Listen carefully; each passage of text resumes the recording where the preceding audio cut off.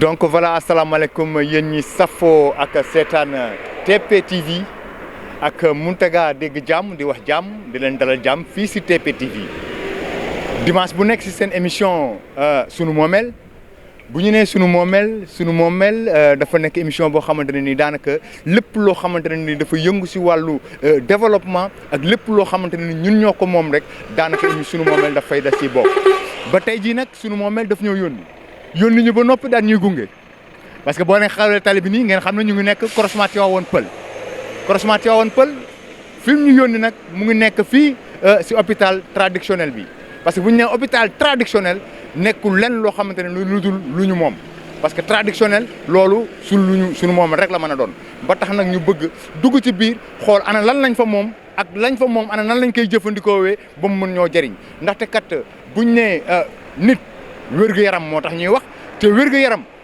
mënta ñàkk si doomu aadama comme mënta ñàkk si doomu aadama nag faaw ñu xool li nga xamante ne nii bés bu tubaab bi demoon tey ji bàyyi ñu fi rek dinañ mën a dem si li ñu moom kon donc balaa ñuy dem si li ñu balaa ñuy di wàll yaan nag dafa fekk boobu suñu dëkk dafa tëggul ba tax na nag dañuy daal dugg si biir centre bi rek xool ana lan moo fa xew mais waaw donc mbokk yi ñoo ko déggandoo gis ngeen sànq comme bi ñu defee présentation bi ñu duggee ci biir tamit yàlla def na ñu fekk fi ki nga xamante ne ni moom mooy doyen bi nga xam ne bokk na si ñi nga xam ne ñoom ñoo sanc hôpital bi muy hôpital traditionnel nekk loo xamante ne ni suñ ñoo ko moom yàlla def nag émission suñu moomeel bu TP TV ñëw fii nga xamante ne ni moom mooy si hôpital bi ñëwee nag fekk si nañ si ki nga xamante ne moom mooy suñu papa Aliou Sow nekk kenn si ñoo xamante ne bokk na si ñi fondé hôpital bi ba tax na duñ ko def leen lu dul bàyyi ko moom si boppam mu présenté wu après bu ñu jógee si loolu nag daal di dugg tuuti rek si ay quelques questions papa ziar nañ leen bu baax na ngeen def. waaw yàlla na yàlla nangu ziar. mbaa yéen a ngi am jàmm. ñu ngi ci jàmm ñu ngi lay nuyu di la ziar. jërëjëf papa. di la présenté hôpital bi. ñun ñu ngi fi ñëw le 15 juin 80. boobu la ñu ko commencé hôpital bi. dañ koy commencé. ñu ngi àndoon ak ñi nga xam ne ñooy membre fondateur bi. mooy Iber Teres. Yero Bax Dadi Diallo ak man Aliou Sow. man ci ñi ko fondé ci laa bokk. boobu maa ngi nekk taalibe ci Dadi Diallo. waaw. voilà donc papa ñu seet na depuis 1980 ba suñ fi ñu toll nii daanaka mën nañu wax ne lu mu bon mat nañ ñeent fukki at ak lu tekk ñeent fukki at ak ñaar si fi ñu toll nii papa si jamono jooju noonu ak jamono ji ban différence moom moo am si hôpital bi fu mu toll nii man yan soppite ñoo fi am si hôpital bi. waaw coppite yi moom bari na parce que coppite yi dafa bari dafa yaatu. li ci bari li gën a am solo rek. am na héritage. am na ndono boo xam ne ndono bu dëgër la. ndax ba ñeneen ñi fi jaar bari na parce que guérisseurs yu bari jaar nañ fi. mais lu bari jaar nañ fi mais li gën a am solo rek mooy am na ndono. am na tey koo xam ne kii muy Jibi Ba. moo nekk suñu directeur moom moo yore hôpital bi. ànd ak benn tubaab bu ñuy wax madame Boma. léegi ñoom ñoo yore hôpital bi mais coppite am na fi parce que héritage bi ndono bi daal am na. waaw ak avancé médecine traditionnelle boo xam ne bi su ngeen duggee ci biir da ngeen gis xale yi ñuy liggéeyee ak ñi nga xam ne dañuy ñëw fii di def stagiaire muy ay tubaab muy ay kii li ci ëpp nag ci hôpital bi mooy ñi koy jëriñoo mooy tubaab bi. waaw parce que madame Pares moom moo nekkoon fac de sciences. waaw professeur la woon fac de sciences. nekk encore docteur nekk rechercheur. waaw. voilà donc mbokk yi ñoo ko déggandoo dégg ngeen que ni que sunu papa ji waxe que ne kat hôpital traditionnel bi daanaka mu ngi nekk si sunu biir gox waaye daanaka li ëpp ñi ci ñu koy fréquenté tubaab yi la donc tubaab yi dem nañ bay bàyyi li nga xamante ne bàyyi wuñ ko sax maanaam di ci boole li nga xamante ne moom mooy sunu cosaan mooy lu ñu moom ñun kon donc ñun ñi nga xam ne ñun ñoo ko moom ana nan la ñu war a dundee hôpital bii nii papa est-ce que hôpital bi nit ñi. ñu ngi koy fréquenté ni nga xamante ne ni noonu la turam yeggee parce que lu yàgg dëgg la 40 ans du benn fan. macha allah ñu ngi sant yàlla bu baax a baax. parce que depuis 40 ans ñu ngi fii. te daanaka hôpital bi li tax médecine traditionnelle fii Sénégal. moom ci la bokk. parce que heure boo waxee ne hôpital traditionnel da nga wax ne heure boo waxee médecine traditionnelle da nga wax ne hôpital traditionnel. moom li ko njëkk siiwal fii mooy hôpital. te ba léegi it am na ndono am na héritage boo xam ne bi bu baax. parce que kii nga xam ne moom mooy Djiby Ba. nit la koo xam ne kii nit la ku am xam-xam. nit la koo xam ne kii bu doon diplôme rek am na ko. ndax li mu am ci diplôme ci kii bari na. moom dafa topp médecine traditionnelle bi ñu ciy def gëstu fu ne Europe Afrique fu ne. amul benn foo xam ne fii kii na te hôpital médecine traditionnelle bind nañ ci lu bari boo duggee ci biir da nga gis ay té yoo xam mbind boo xam ne bii nga xam ne lii du caaxaan. ndono dëgg moom moo ko yor. jàppana paj bi jàppana recherche bi. jàppana ko. ñun nag ba ñu fiy ñëw boobu ñu ngi départ ci recherche. ci dermato. ci la ñu déparé ba egg ci tey niveau boo xam ne bii bari na feebar yu fi jaar yoo xam ne bii loxo hôpital bi da cee dugg bi mu fës. ba mujj ci Ebola bi passé rek ak feebar yi passé yëpp feebar yi nga dëgg ni ñu koy wax yëpp ba mujj ci feebar yooyu. waaw bon loolu sant yàlla la. ndax dañu ne boo fekkee di mu fekke tey. war ngaa sant yàlla ñun moom dañuy sant rek. parce que nit boo àndoon ak baayam da yàgg nga ànd ak moom. da nga xam ne nit kooku mooy kan. waaw moom sant yàlla la rek. donc sant yàlla comme ni ko góor gi waxee waaye tamit lu yàgg dëgg la dégg ngeen que ni mu ko waxee donc góor gi dañu seetlu tamit que ne si jamono ji nga xam ne moom la ñu toll àll bi ni mu meloon depuis 40 ans ak àll bi ni mu mel tey si jamono ji nga xamante ne moom la ñu toll parce que lépp ay dëkkuwaay la est-ce que garab yi nga xamante ne moom ngeen di fajee yéen a ngi koy mën a am si secteur bi wala am jafe na fi. garab yi moom lu jafe la.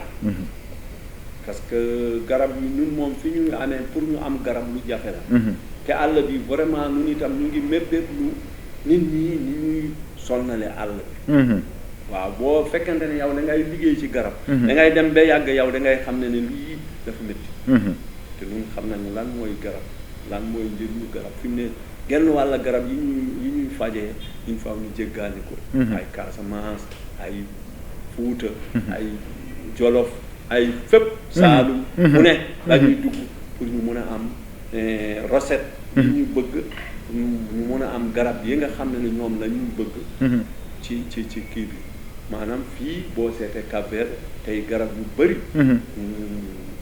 boo ko tey jëloon li ci gën a bëri doo ko mën a jëriñoo parce que dafa bëri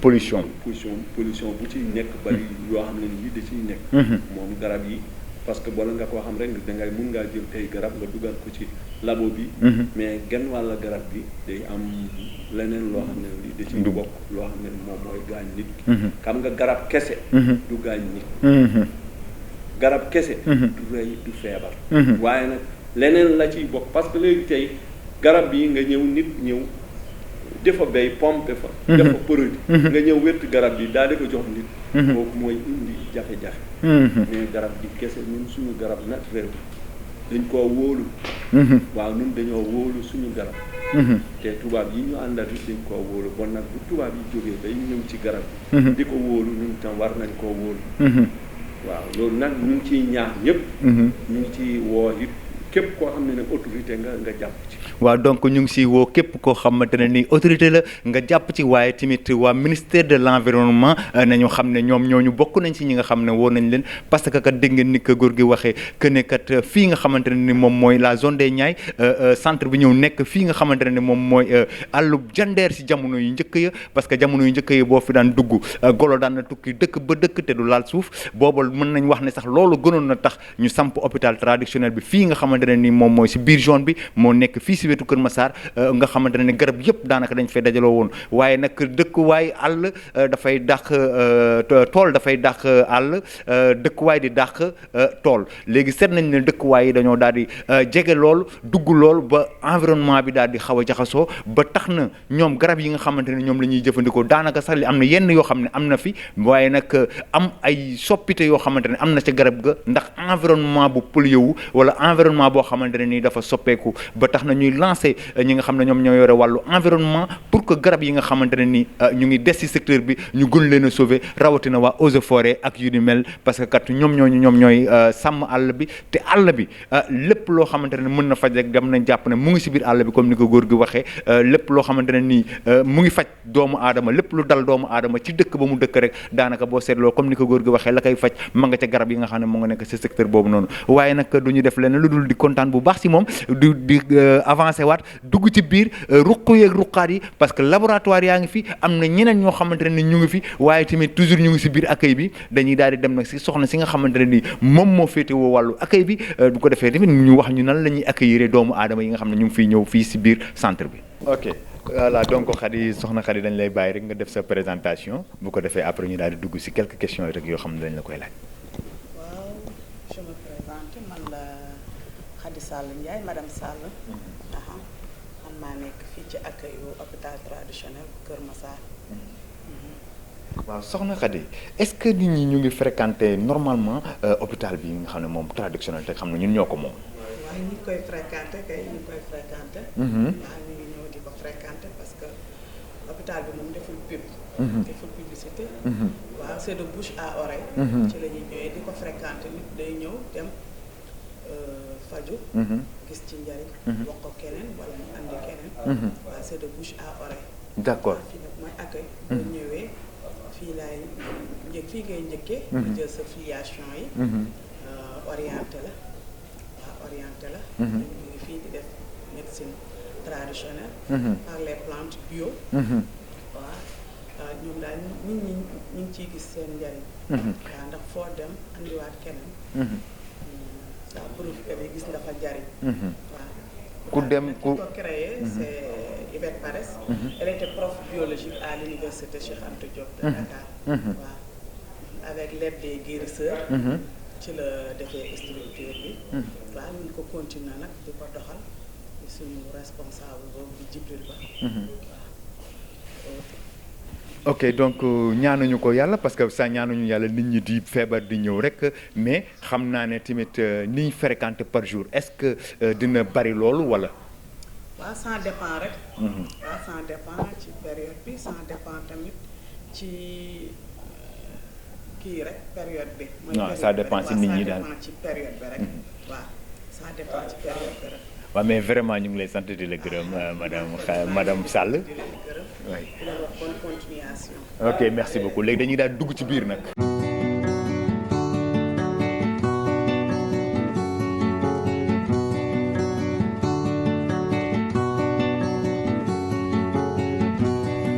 Bonjour, comment ça va et comment va la santé?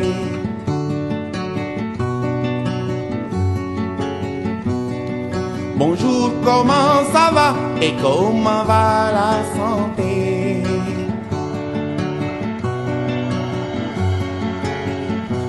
Iwai wer gi yaram ne leen wer wer le. Iwai wer gi yaram ci way wer wer le.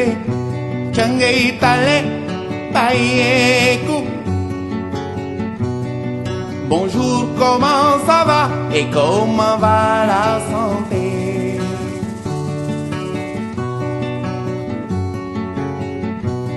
Suma tante ji nekk kaw ga tante ji nekk kaw ga tétanos daanel ko taagaañu woon nak ileer jël suuf taf ca góom ga. Mieux vaut prévenir qu'essayer de guérir. Bonjour, comment ça va et comment va la santé?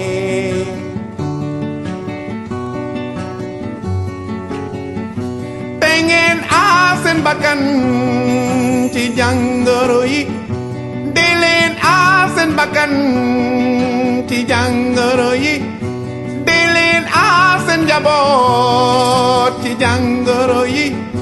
Dañoo bare feebaru sida, tuberculose, tétanos, bilharziose, parasitos dañoo bare.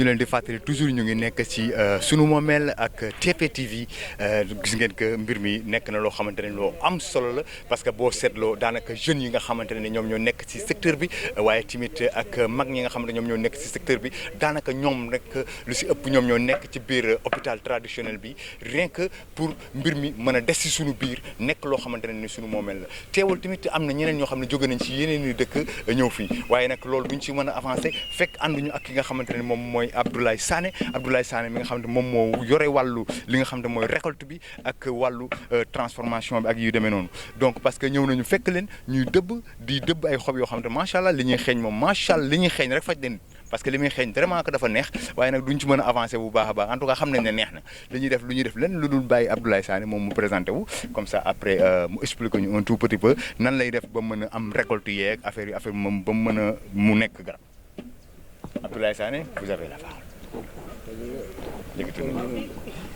hôpital bi dañuy liggéey ci wàllu médecine traditionnelle. depuis des années ñu ngi fii di liggéey def récolte am nañ fi benn jardin botanique. bi nga xam ne ci biir centre bi la nekk. lépp lu ñu soxla comme garab fii lañ koy récolter. def préparation yi dugal ko ci labo bi jox ko patient yi. liggéey bi liggéey équipe la. ñoom dañu am ay stagiaires yu jóge partout dans le monde yu ñëw jàng fii médecine traditionnelle. dañuy faj en même temps dañuy former aussi ay guérisseurs ku bëgg def formation pour nekk guérisseur. mun na ñëw ubbi nañ punt yi. ñu faj bi nga xam ne dañoo judd fekk fi waajur yi di ko liggéey. ñu jox ñu ci aussi ay tegtal yu leer yi nga xam ne ci la ñuy mën a sukkandiku pour faj. parce que garab boo xamul lu muy njëriñ rek doo ko laal boo ko laalee yaa ngi lor.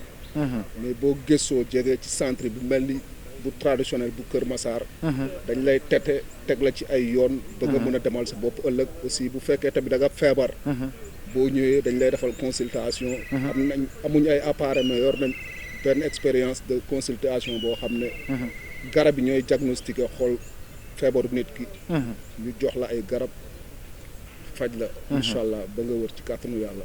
waaw jox la ay garab faj la ba nga wér doolu fii la si biir fi nga xamante ne moom mooy hôpital traditionnel bi nga xam ne moom moo nekk fii si biir Kër Massar daanaka ñu bëri dañ koy romb rek te aussi encore ñoom daanaka defuñu publicité te 40 ans ñu ngi existé kon donc lu yàgg dëgg la lu tax ba nit ñi continuer di ko fréquenter c'est parce que dëgg la parce que mënul nekk nag lu dul dëgg ndaxte li ñu moom dëgg rek la mën a doon parce que avant tubaab yi di ñëw ana lan lañ daan fajoo booba jamono feebar amoon na ana lañ daan fajoo loolu ñu doon fajoo nag bu njëkk mu ngi fi ba tey waaye yaakaar naa tamit mu ngi si biir centre bi dégg ngeen ne ko sunu mbokk moom waxee waaye duñ def lenn lu dul continuer rek seet kenn si stagiaires yi bu ko defee ñu daal di jéem a làkk nasaraan rek même bu ñu jàngul français yi tey moom dinaa jéem a làkk nasaraan moom donc mbokk yi tey nag Mountaga dina jéem a làkk nasaraan ndaxte kat kii ma jàkkaar lool yàlla dafa def déggul wolof li mu dégg mooy tubaab kon donc il faut que rek ma daal di indi fàttalikuwaat si la beere daal di ñëwaat jeu donc madame Anna. Voilà, mademoiselle Anna. Madame. Madame Anna, donc vraiment ravi de te connaître aussi. On voit que vous êtes là, dans l'hôpital traditionnel, comme stagiaire. C'est ça. Je suis aussi contente de faire votre connaissance. Merci beaucoup. Merci beaucoup. Donc, Madame Anna, qu'est-ce qui vous a poussé à venir au Sénégal et suivre les médecines traditionnelles alors qu'il y a d'autres médecines qui existent? Je suis une formation en naturopathie en France, c'est-à-dire soigner les gens de manière plus naturelle et avec les plantes. Par rapport à cette formation, j'ai eu des modules de phytothérapie, de plantes médicinales européennes principalement. Mais je savais qu'on soignait également avec les plantes africaines. Ma mère avait recours à ça quand on était petite. Et j'ai voulu retourner aux sources, d'autant plus que les plantes africaines sont reconnues pour être très performantes. Elles sont, plus une plante est ensoleillée, plus elle est efficace et on ne manque pas de soleil ici. Ouais. Et voilà, j'ai voulu retourner à mes origines, d'autant plus que en Europe, il y a un retour au naturel. En fait, il y a beaucoup de gens qui se rendent compte que la médecine la médecine moderne est limitée. Elle a ses applications. Quand on doit être opéré, on se fait opérer. Mais il y a beaucoup de choses qui peuvent être soignées plus naturellement et sans effet secondaire. Donc voilà. Donc je suis venue au Sénégal pour ça parce que l'hôpital de Kër Massar est très réputé. Donc voilà, mbokk yi ñoo ko dégg ngeen que ni mu ko waxee que ne kat moom daanaka dafa dellusiwaat rek si li nga xam ne moom mooy cosaan parce que ay baayam wala ay maamam dañoo nekkoon si lu mel te bu ñu seetloo au niveau de France ñi nga xam ne ñoom ñooy européens yi li nga xamante ne moom la ñuy doon fajo muy médecine moderne bi daanaka dañ ko xaw a di jéem a bàyyi pour que jéem a delluwaat tuuti rek si cosaan faju boo xamante ne faju bu naturel la am na nag yoo xamante ne ni mënees su ko bañ a fajee faju moderne yu demee ne ay opération wala yu demee noonu waaye nag am na si lu bëri loo xamante ne mënees na koo fajee fajum cosaan ba tax moom mu ñëw fii si Sénégal aussi encore di ñëw fii si hôpital bi nga xam ne hôpital traditionnel la nekk fii si Kër Massar di yëngu si wàllu traduction ba tax moom it mu bëgg si sàkku bu baax a baax xëy na pour que mais est-ce qu'on pouvait connaître votre origine vous? Moi je suis mon père du Sénégal, ma mère de Guinée-Bissau. Tu es Guinée-Bissauenne? Oui. Je suis Mandjak. Tu es Mandjak. Je suis Ndiago. Tu es Ndiago. Est-ce que tu peux parler quelques mots en Ndiago? Oui, c'est ça. Donc pour sensibiliser les habitants qui se trouvent dans ce secteur, un tout petit peu. Ok. Olief, Dabeche, Banyanche à Chibawar. Voilà. Voilà, donc, comme nous donc vraiment, on est très content de vous, mais on voulait encore de vous poser quelques questions. Tout à l'heure, on vous voyait, vous êtes en train de piler. J'ai essayé de piler. Voilà, qu'est-ce que vous pilez et il y a quoi sur ce que vous pilez? En fait, il y a différentes plantes pour composer une pommade. Cette pommade s'appelle la pommade 3.0 et elle est utilisée aussi bien pour soigner les piqûres d'insectes, les sinusites, les dermatoses, les brûlures et les plaies. Et les plaies? Oui. D'accord. Une pommade qui fait tout ça. Une pommade qui fait tout ça? C'est bien ça. Et c'est vous qui le composez? Oui, alors en fait, l'hôpital est situé sur un terrain de 3 hectares, donc il y a une forêt, et on va dans la forêt, on récolte directement les plantes, on les pile, par exemple là, on va les piler, les mettre à sécher, et ensuite on va en faire une pommade. Donc tout ce qui est fait ici est fait à partir de plantes qu'on vient de récolter, tout est frais, et tout provient de l'hôpital. Donc en fait, on sait très bien les origines de tous les produits. Ouais, donc parce que aussi encore on voit qu'on est dans un secteur où il y a presque toutes les plantes, mais certaines plantes sont en voie de disparition. Qu'est-ce que vous pensez sur certaines plantes qui commencent à disparaître, surtout dans la zone des Niayes qui se trouve à Dakar? Je pense qu'il est nécessaire que des structures comme celle de l'hôpital soient là justement pour pouvoir préserver. Une fois que les plantes sont là, on peut toujours les replanter. Une fois qu'il n'y en a plus, ça va être très compliqué.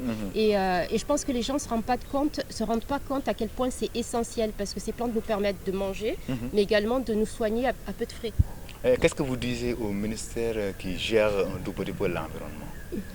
Écoutez, moi je viens de France, donc je ne sais pas la situation actuelle, mais je pense qu'ils sont au courant je pense qu'ils sont au courant de la richesse de notre patrimoine, que beaucoup de gens nous envient. Je sais que par exemple en Guinée-Bissau, il y a des Chinois qui fouillent dans la forêt pour connaître nos plantes, pour savoir quels sont leurs effets, pour pouvoir eux-mêmes l'utiliser dans leur pharmacopée. Nous avons une richesse qui est là, qui est exceptionnelle, il faut tout faire pour la préserver.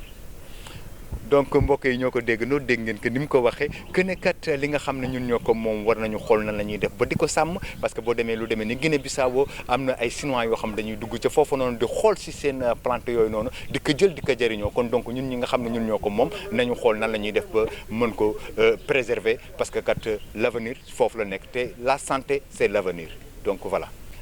Voilà donc mbokk yi ñoo ko gisandoo vraiment c'est extraordinaire depuis si ouverture bi fi ñu toll nii daanaka ñu ngi dugg ci biir ruq yeeg ruq-ruqaat yi ndaxte kat médecine traditionnelle la ñu wax te li ma gën a jaaxal nag mooy dama ñëw ñu daan may dugal foo xamante ne ni laboratoire la loolu nag xaw ma jaaxal lool ba ne kan moo fa ne ñu ne Moussa moo fa nekk ba tax ñu dem seeti ji Moussa comme ça ñu wax ñu ana lan la ñuy def si laboratoire bu foofu noonu Moussa ziar nañ la ginnaaw bu présenté woo ba pare.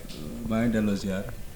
Effectivement maa ngi tudd Moussa Diallo maa ngi nekk ci laboratoire bu hôpital traditionnel de Kër Massar.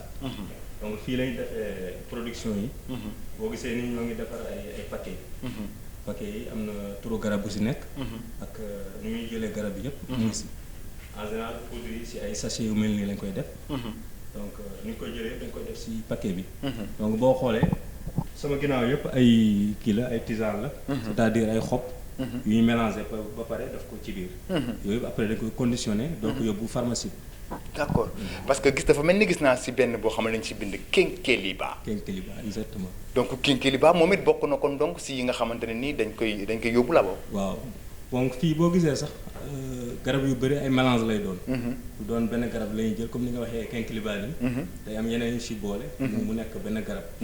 donc ay exemple pour ay tension. ay diabète yu demee noonu. mais yëpp ay mélange de plante lay doon quoi.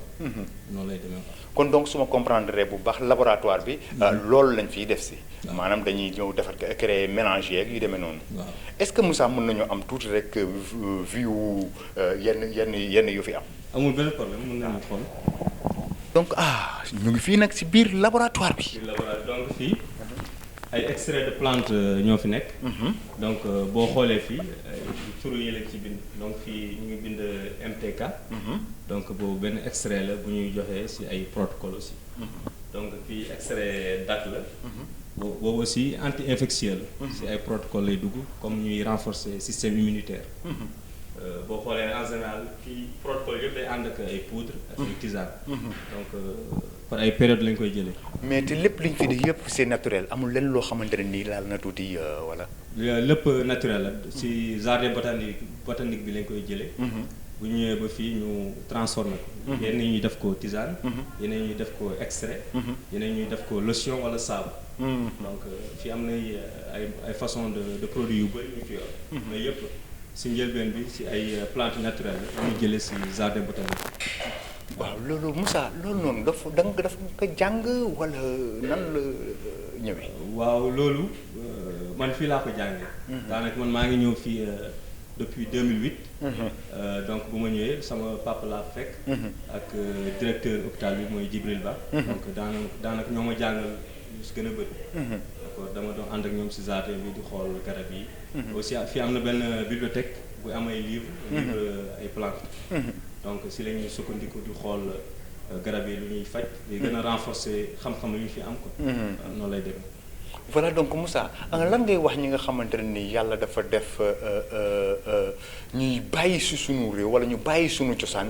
di dem di def ji leneen loo xamante ne ni bokkul ak sunu cosaan lan ngay wax. bon xam nga nit moom li nga yor da nga ko war a fonk. parce que am na ñu bëri mun nañu wax xeebeel la wala ñàkk xam tamit parce que fii moom maladie bu fi nekk. daanaka am na ay garab yu ko mun a faj fii. donc encore xëy na encore nit ñi amuñu information bu baax bi wala publicité bi demeewul noonu. mais lu si mënta nekk daal fii feebar boo fi indi. am na ay garab yu ñu mën a jox même bu dee bu ko fajul dina wàññi métit bi. waaw.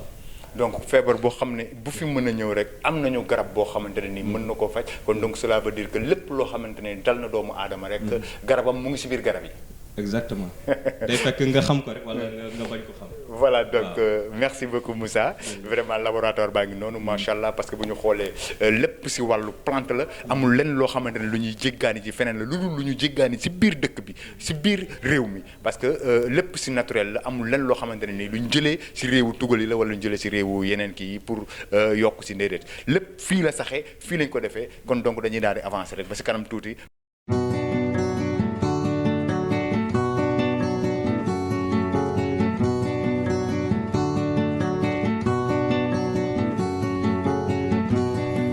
Bonjour, comment ça va et comment va la santé?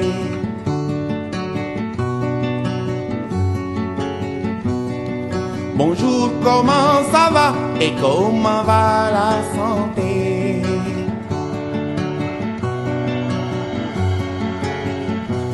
Iwai wergi yaram nelen werle.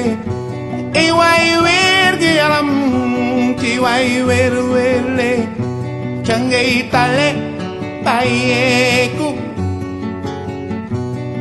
Bonjour, comment ça va et comment va la santé?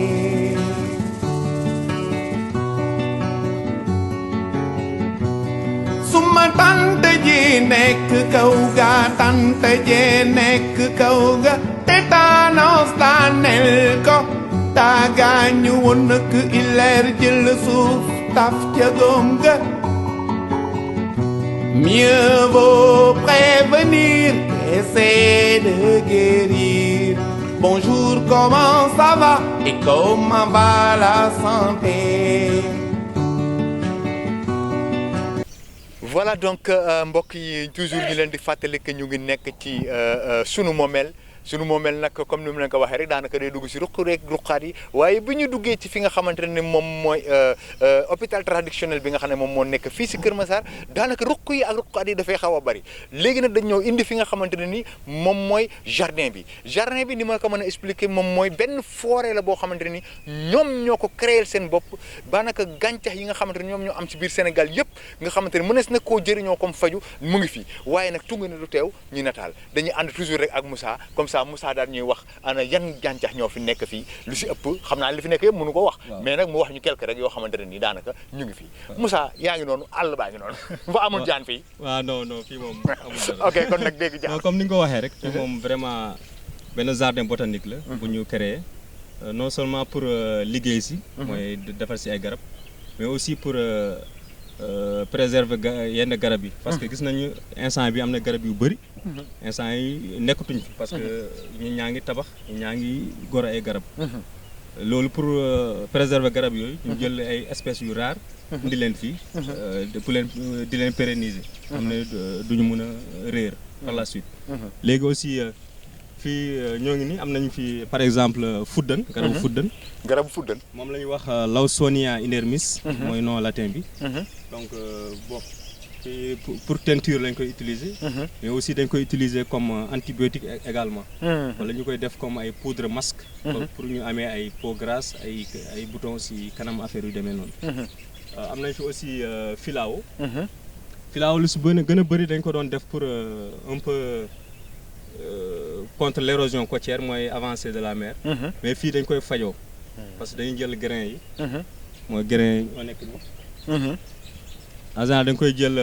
di ko def bain de bouche mooy ñu amee ay bëñ yu métti dañ koy fajee encore dañ koy def si ay poudre contre le rhumatisme mooy ay yax yuy ruux yu métti dañ ko koy fajee aussi am nañ fi également garabu darkase moo nekk di moom mooy anacardium occidental moom dañ koy jël aussi def ko si ay traitement contre ndoxam siti mooy écorce yi darkase bi moom xam nañu ñëpp ñu koy jëlee comme graine bi dañ koy jaay si mbedd yi ak fruit bi aussi dañ ciy def ay boissons aussi waaw dafa mel ni tamit gis naa fi sànq garabu Dakar aussi même Dakar da ngeen koy utiliser tamit si seen garab yi waaw bu baax sax parce que Dakar moom Dakar dañ koy jël surtout ñu amee ay constipation dañ koy jël aussi pour ñu amee infection ci biir bi bon sànq woon naa la benn extrait ci biir extrait boobu pratiquement Dakar lañ ko defaree d'accord waaw boobu dañ koy jël naturellement nii boo amee constipation wala ay infection mun nga ko jël Moussa seetlu naa ne tamit ci biir forêt bi laay wax sax parce que lii jardin ngeen ko tuddee mais ça forêt la ci biir forêt bi ma dugg gis naa fi tamit ay garabu guy est-ce que guy tamit bokk na ci li ngeen di jëfandikoo bu baax parce que guy gi daanaka partie yëpp dañ koy utiliser ba mu des mooy reen yi parce que fii dañuy jël xob yi dañ koy utiliser ak xas bi dañuy utiliser aussi grain yi ak fruit bi ci boppam mooy fruit doom ji dañ koy utiliser fii dañuy defar huile de baobab mais fii huile de baobab bi dañ koy solariser c'est-à-dire ci naaj lañ koy def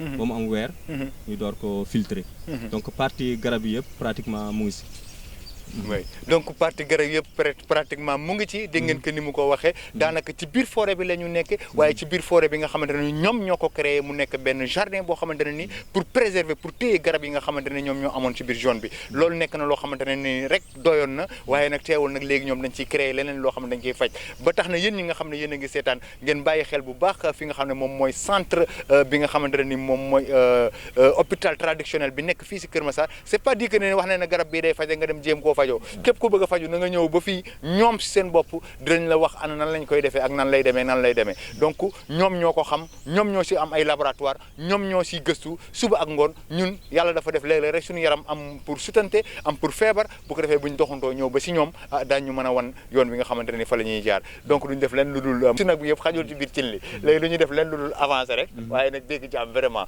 macha allah yàlla na la yàlla def mag merci beaucoup jërëjëf voilà donc mbokk yi macha allah ginnaaw bi ñu duggee ci biir centre bi muy centre traditionnel bi hôpital traditionnel bi nga xam ne moom moo nekk fii nga xamante ne moom mooy Kër Massar fekk nañ fi loo xamante ne ni yaakaaruñu woon doon nañ ko fi fekk kon donc macha allah waaye tamit li ñu gën a neex ci mbir mi mooy ñu ngi toog ak ki nga xam ne moom mooy directeur bi muy monsieur Djibril Ba nekk koo xamante ne nii fii la dëkk ci secteur bi waaye tamit nekk directeur hôpital bi du ñu def leen lu dul waxtaan ak moom bàyyi ko nag mu présenté wu ba noppi après ñu daal di dugg ci waxtaan bi monsieur Djibril Ba ziar nañ la na nga def. yàlla nangu ziar voilà. voilà naka liggéey bi.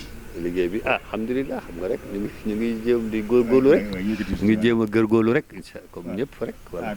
merci beaucoup donc monsieur Djibril Ba ñu seetlu na yow yaay ki nga xamante ne mooy directeur hôpital traditionnel bi parce que hôpital traditionnel bi si ginnaaw li nga xam ne moom la ñu foree ci biir kër gi xam nañ ne depuis 40 ans kon donc mu ngi exister donc depuis 40 ans 42 ans waaw depuis 42 ans mu ngi exister donc yàlla def tamit nga nekk directeur bi ñu bëggoon a xam parce que yéen si li ngeen di liggéey yëpp dafa laal li nga xamante ne moom mooy l'environnement ñoo xam ne tamit dafa laal li nga xamante ne ni moom mooy la santé laal ko bu baax donc parce que bu ñu seetee sax santé bi moom mooy facteur numéro 1 mais aussi dafa laaraale l'environnement bi bu baax a baax di préserver yenn plante yoo xamante ne nii parce que fi mu boo duggoon ci biir àll bi dootoo ko fi gisati si rawatina si fii si Dakar mais fii boo fi duggee daanaka plante yooyu noonu ñu ngi fi donc ñu bëggoon a xam est-ce que si ak action yooyu ngeen xam ne yéen a ngi koy def état est-ce que mu ngi leen di appuyer tuuti wala appuyer wu leen dara wala nan ngeen di dundee ak état ak ñi fii nii si biir kër gi.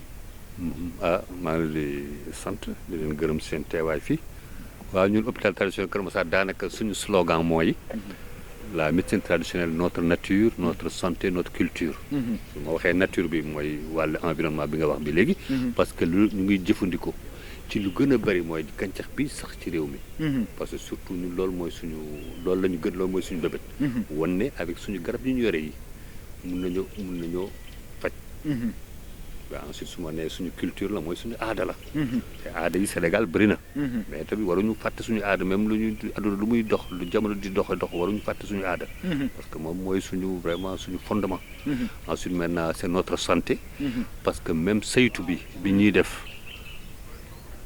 suñu saytu yu état bi def ministère de la santé tout ça wone na que lu ëpp ci sénégalais yi wala yu ëpp ci africains yi daanaka médecine traditionnelle la ñuy jëmt parce que OMS mu ngi doon wax 80% des populations africaines ont recours à la médecine traditionnelle léegi ñu ne léeg-léeg wàllu payor bi amul c'est-à-dire que gars yi amuñu koom-koom bu doy pour ñu mën a dem hôpital léeg-léeg lu lañ koy expliquer noonu léeg-léeg ñu ne parce que aussi hôpital yi dañu sori donc léegi waaye loolu yëpp tax na ni médecine traditionnelle même bu fekkee amul loi sur médecine traditionnelle parce que dafa mel ni sooy def médecine traditionnelle daa ngi jalgati yoon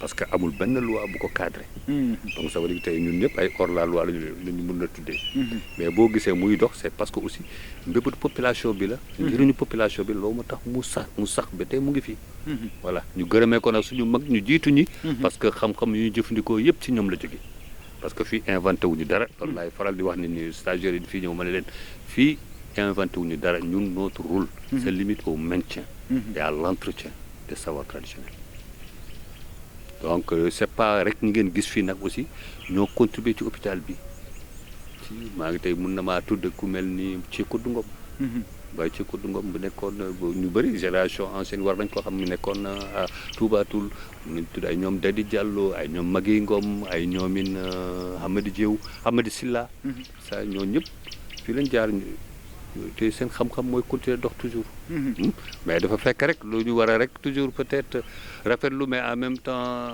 mu xaw ñu jaaxal quoi parce que il a fallu que tubaab ñëw pour mun a boole ñooñu ñu mun a def lu mel nii loolu rek moo kon donc su ma comprendre bu baax da nga bëgg a wax ne suñu cosaan bii nga xamante ne moom comme ni nga ko waxee suñu culture la nga xam ne ñun ñoo ko moom li ñu ko tax a boole li ñu ko tax a def daanaka ki ko def dëkkul ci réew mi dëkkul ci suñu cosaan bokkul ci suñu cosaan. loolu laa bëgg a wax te dafa mel ni même livre. yu ñu bind ci affaire garab gàncax Sénégal. ay tubaab ñoo ko bind. ku fi njëkk a defar garab. bu xam ne si suñu gàncax la jóge mu siro ngeer bi siro. ku ko njëkk a def tubaab la. ça veut dire que war nañu gën a góorgóorlu. gën a gëstuwaat suñu affaire yi. waaye du dem di jàng ay yenn yu boole puy yi nga xam ne am na ay branche yoo xam ne gën a am solo tey suñu réew ñu def ko. essayé lii parce que xoolal gàncax tey suñ ko essayé woon préserver bu baax. lan la mën a ban njëriñ la mën a jural askan bi. waaye nag mënuma wax état depuis le départ fii état bu amul woon dara du fi sotti. parce que c'est depuis temps Senghor moo njëkk a jox lii doole. madame Pares pour mu mun def lu mu def li parce que institut de faculté loolu tamit Souleymane Niang doyen de la faculté de la faculté des sciences après recteur. kooku tamit moo ko jàppale woon. mais c'était période boo xam ne gars yi dañu gëmoon lan moo doon culture parce que n'oublions pas on était encore dans la négritude. les valeurs de civilisation nègre c'est tout ça loolu moo ko indi donc ñu créé hôpital bi en 1980 mu indi ay africains yu ay guérisseurs africains yu bëri mu boole leen. après ñu commencé liggéey. mais ndax bu début bi mbaras lañ doon xalaat. lañ doon bébét moo doon lèpre. léegi Léopold Sédar Senghor moo njëkk a jox subvention 3 millions de francs CFA en 1978 à madame Pares. C'est les frais de premier établissement de cet hôpital. Toutes les recherches yoo xam ne madame Pares def na ko bay isoler la lèpre. parce que lu tax mu jëloon la lèpre parce que le bacille de Hansen était le seul bacille, c'était le seul microbe en sol. On parlait d'éradication de la lèpre, de la variole, de gutuñ ko woon, de gutuñ woon tuberculose. Mais lèpre moom depuis ajak musul changé donc continuer gaañ nit ñi rek. Aujourd'hui c'est vrai gisatuñu tey lèpre nu meloon il y a des années mais ñun peut-être ñun suñu maas ñu ngi fàttali lu baax ci mbedd yi ci devant les églises devant les mosquées gars yi doon taxaw. C'était un problème de santé publique dafa dekkoon sax seen doom mu ñoon dugg école. moo tax ñu créé école bi bu ñu leen jëlee indi leen fii. ñu créé école. seen doom yi dafa mën a jàng. base école bi nga xam ne moom moo fi nekk ñi nga xam ne yàlla dafa leen defoon. natt woon feebar boobu noonu natt woon leen feebar boobu noonu ñoom la seen i doom di jàng. ñoo fa doon jàng waaye ne après adduna di dox en 2005 après loolu expérience boobu ñu teg ko ginnaaw léegi mu nekkaat rek c'est un centre de médecine traditionnelle. donc léegi lépp la ñuy faj. donc mais école bi léegi nekk une sorte d'école communautaire. bon ñuy laajte rek ay somme yu dérisoire ay 5000 7000 par mois. pas plus quoi voilà. loolu léegi noonu mu nekk une œuvre sociale. parce que hôpital bi tamit loolu la ñuy fexe toujours ndax préserver. c'est une œuvre sociale privée donc œuvre sociale boobu la war a continuer njëriñu askan bi. parce que ñu fiy ñëw léeg-léeg am na ñoo xam ne ñu am. il faut ñu wax leen ñu fay. parce que am na ñu dul am ñu amuñu. suñu ñëwee aussi il faut ñu jàppale leen parce que souvent ñun lu ñu seetlu suñu activité fii. ñu bëri ñu fiy ñëw. mooy jaaxle dañoo dem hôpital. dem ci ay sëriñ dem gauche dem droite mënatuñu gisatuñu fenn jaaxle ñëw fii. ñooñu nag bu ñu ñëwee peut-être léeg-léeg souvent dañ lay ñaan lu ñu lay laaj sax mooy affaire u ñengo. donc tu as vu ñu war a jàppale ci fànn yëpp. voilà mais ndax léegi suñuy wax état nag. état Abdou Diouf moo njëkk a reconnaître hôpital bi comme une œuvre d'utilité publique. En 1985 oui. après Abdoulaye Wade bu mu ñëw moo ñu jox statut d'ONG. parce que ONG bi nag c'est pour pouvoir maintenir l'existence juridique de l'hôpital. c'est-à-dire que hôpital traditionnel en tant que tel de structure. c'est-à-dire que mënuñu ko reconnaître parce que hôpital traditionnel amul. mais c'est la structure l'ONG Rencontre des médecines moo ko ŋànk moo lay doxee donc. à part appui financier de Senghor. mais y a eu aussi ñu ngi fàttaliku fi amoon na jamono. douane wala police wala gendarmerie. yëpp prise yu ñu defoon fii lañ koy indi. bu jàppoon les fraudeurs la ay suukar ay ñoomin seen ay yàpp ay jën tout ça fii lañ ko doon indi. donc waaye donc mënu ma wax. c'est-à-dire que naka jekk suñu am na ñoo xam ne naka jekk dañ ko mës a jàppee seen affaire. am na suñu ay xarit ci nguur gi. Abdoulaye Wade.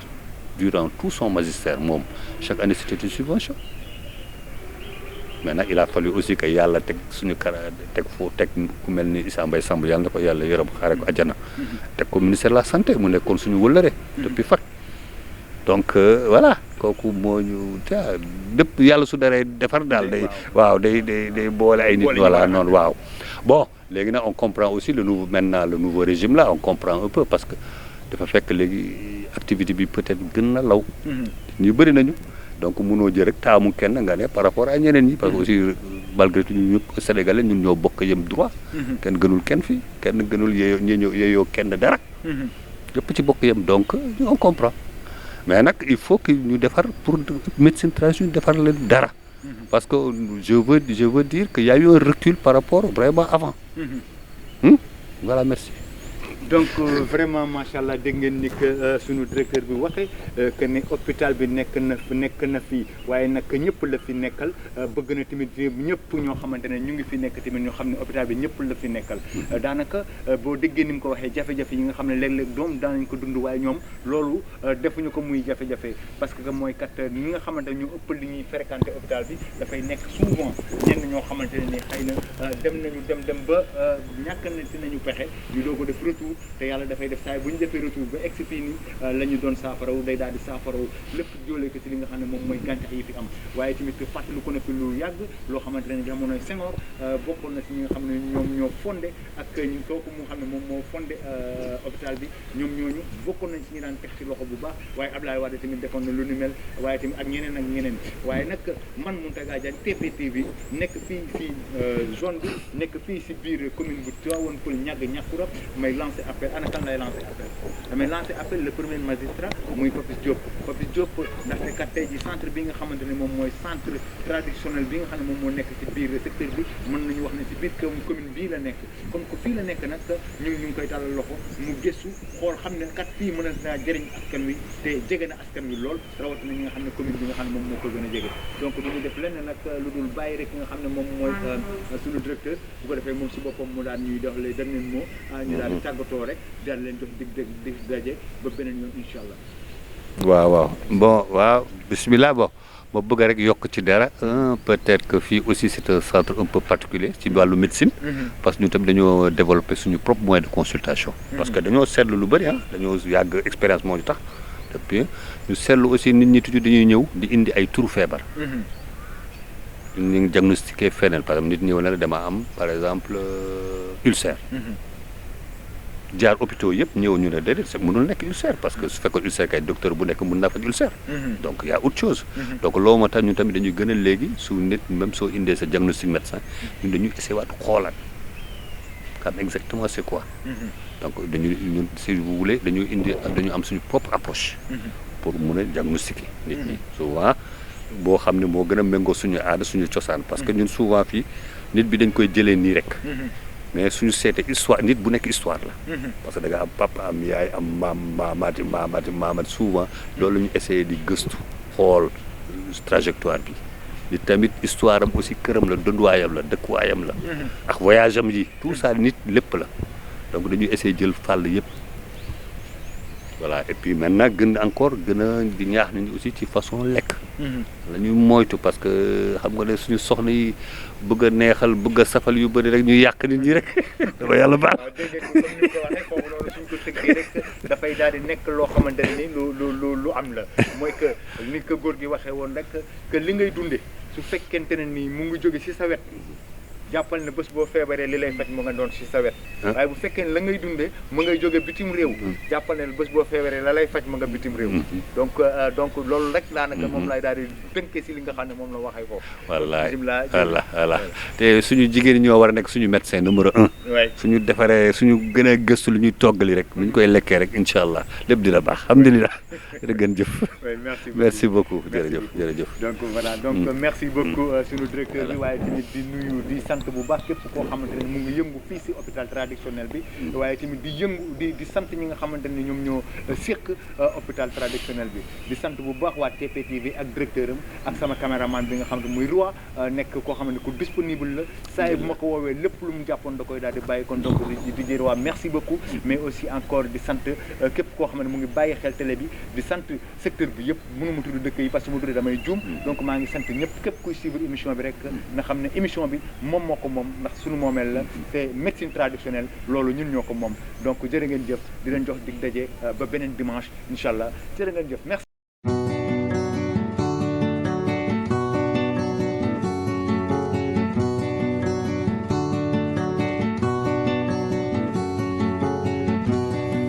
Bonjour, comment ça va et comment va la santé?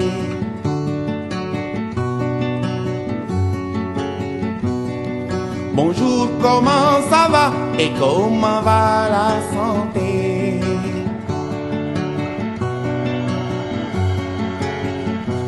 Iwai wergi yaram nelen werle. Iwai wergi yaram kiwai werle. Changay tale payeku. Bonjour, comment ça va et comment va la santé?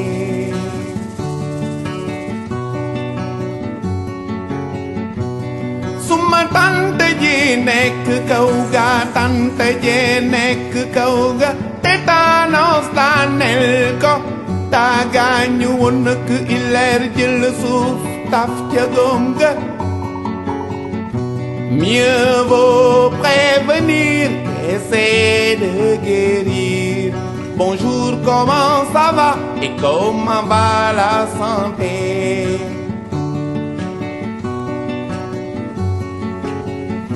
Te ngeen aar seen bakkan ci jàngoro yi.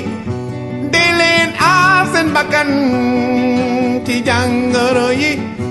Di leen aar seen njaboot ci jàngoro yi. Dañoo bare feebaru sida, tuberculose, tétanos, bilharziose, parasitos. Dañoo bare, dañoo bare, dañoo bare. Mieux vaut prévenir qu'essayer de guérir. Bonjour, comment ça va et comment va la santé?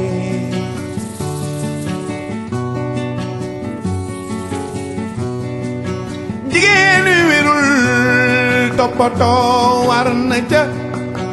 Jigéen wi wérul toppatoo war na ca.